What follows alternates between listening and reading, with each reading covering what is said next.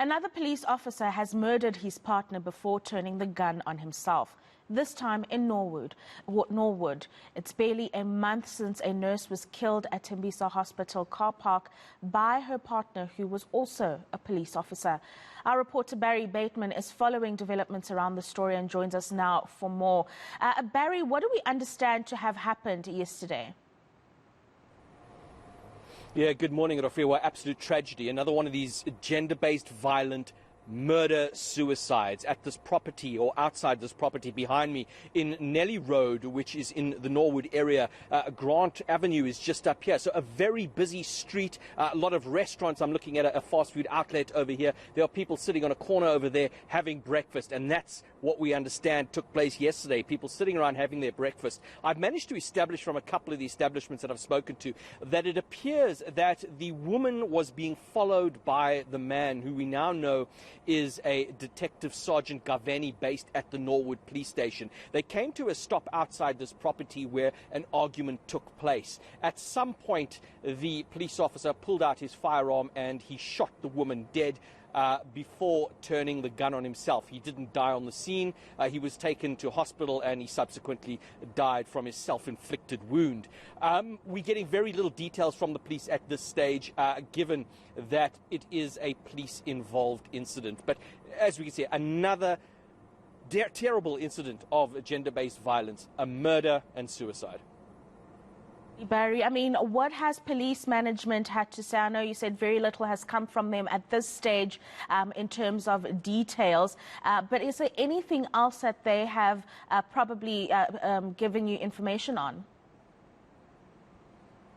Yeah, you know, it's a problem that I'm experiencing here, Rafiwa. I mean, we do crime quite regularly, and when there are people who have been murdered or there are incidents, once the family has been notified, they would then inform us of the names of the people who have passed. Not in this incident. So I've been struggling to get the name of the women from the police, and the suggestion, or as I can see, that it appears the police are closing ranks, given that this is a police involved shooting. The police officer involved in this matter was based just here in the Norwood precinct.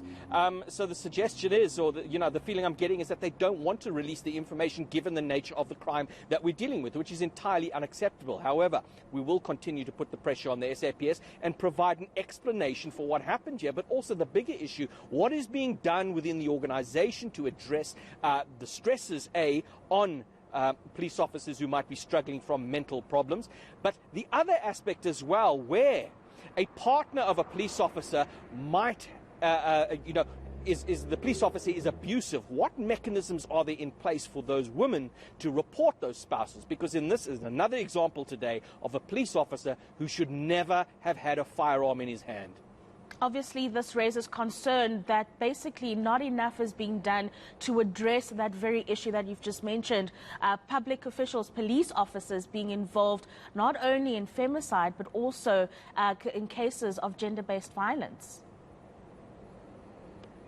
It's absolutely horrendous. We saw that incident barely a month ago of that shooting of a nursing sister at the Tembisa Hospital. She was murdered by her intimate partner there. I mean, in that case, the police officer arrived in his duty vehicle and used his police-issued firearm to commit the murder.